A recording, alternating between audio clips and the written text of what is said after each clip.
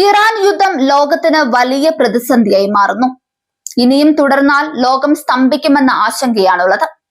നേരത്തെ അറബ് രാജ്യങ്ങൾ ഇടപെട്ടാണ് ഇറാനുമായുള്ള യുഎസിന്റെയും ഇസ്രയേലിന്റെയും ഭിന്നതകൾ പരിഹരിച്ചത്. എന്നാൽ ഇപ്പോൾ ഏറ്റവും ഒടുവിൽ യുഎസുമായുള്ള ചർച്ചകൾക്ക് മധ്യസ്ഥത വഹിച്ച ഒമാനെ ലക്ഷ്യമിട്ടും ഇറാൻ ആക്രമണം നടത്തിയതോടെ ഗൾഫ് രാജ്യങ്ങൾ ഇപ്പോൾ ഇറാനെ കൈവിട്ട മട്ടാണ്. മാത്രമല്ല ഖത്തർ, UAE, സൗദി ഉൾപ്പെടെയുള്ള രാജ്യങ്ങളെ ലക്ഷ്യമിട്ട് ഇറാൻ നിരന്തരം ആക്രമണം നടത്തുന്നു. വലിയ മാന്ദ്യത്തിലേക്ക് ഇറാൻ ആക്രമണം പശ്ചിമേഷ്യയെ നയിക്കുമെന്നാണ് വിദഗ്ധരുടെ വിലയിരുത്തൽ. UAE കടുത്ത പ്രതിസന്ധിയിലൂടെ കടന്നു പോകുന്നതായി റിപ്പോർട്ടുകൾ വരുന്നു. തുടക്കത്തിൽ ഗൾഫ് രാജ്യങ്ങളിലെ യുഎസിന്റെ സൈനിക താവളങ്ങൾ ലക്ഷ്യമിട്ടായിരുന്നു ഇറാന്റെ ആക്രമണം. പിന്നീട് ഈ രാജ്യങ്ങളിലെ സാമ്പത്തിക മേഖലകളിൽ ഉൾപ്പെടെ ഇറാൻ ആക്രമണം തുടങ്ങി. ഇത് ഇറാന് തിരിച്ചടിയായി എന്ന് വേണം കരുതാൻ. US ഇസ്രയേൽ സംയുക്ത ആക്രമണത്തിന് തൊട്ടു പിന്നാലെ ഗൾഫ് രാജ്യങ്ങൾ ആക്രമണത്തെ അപലപിച്ചിരുന്നു. എന്നാൽ ഈ രാജ്യങ്ങളെ മധ്യസ്ഥരായി നിന്ന ഒമാനെ പോലും ലക്ഷ്യമിട്ട് ഇറാൻ ആക്രമണം തുടങ്ങിയതോടെ ഇറാനെ ഈ രാജ്യങ്ങളും കൈവിട്ടു.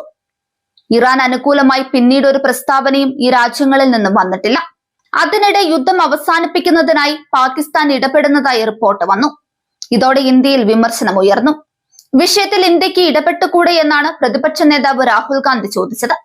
എന്നാൽ ഇന്ത്യ ഒരു ദല്ലാൽ രാഷ്ട്രമല്ലെന്ന മറുപടിയാണ് വിദേശകാര്യമന്ത്രി S ജയശങ്കർ നൽകിയത്. അതിനിടെ ചൈനയും മധ്യസ്ഥ ശ്രമങ്ങളുമായി മുന്നോട്ടു പോകുന്നതായി റിപ്പോർട്ടുകൾ വന്നു. യുദ്ധം അവസാനിപ്പിക്കാനായി 5 നിബന്ധനകൾ ചൈനയും പാകിസ്ഥാനും മുന്നോട്ട് വെച്ചു.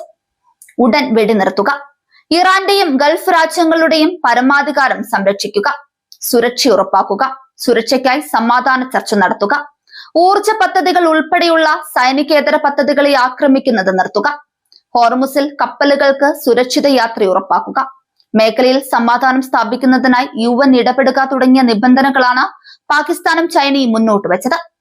എന്നാൽ പാകിസ്ഥാന്റെ മധ്യസ്ഥത വേണ്ടെന്ന് ഇറാൻ വ്യക്തമാക്കി. പാകിസ്ഥാന്റെ മധ്യസ്ഥതയോട് താല്പര്യമില്ലെന്നും ഇറാൻ പറഞ്ഞു.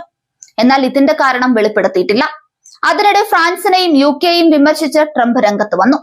ഇറാനെ ആക്രമിക്കാൻ വ്യോമപാതി ഉൾപ്പെടെ അനുവദിക്കാത്തതിനാണ് യൂറോപ്യൻ രാജ്യങ്ങൾക്കെതിരെ ട്രംപ് രംഗത്ത് വന്നത്. UK ആദ്യം വിസമ്മതിച്ചെങ്കിലും പിന്നീട് വഴങ്ങി. എന്നാൽ ഫ്രാൻസ്, സ്പെയിൻ, പോർച്ചുഗൽ തുടങ്ങിയ രാജ്യങ്ങൾ അനുവദിച്ചില്ല.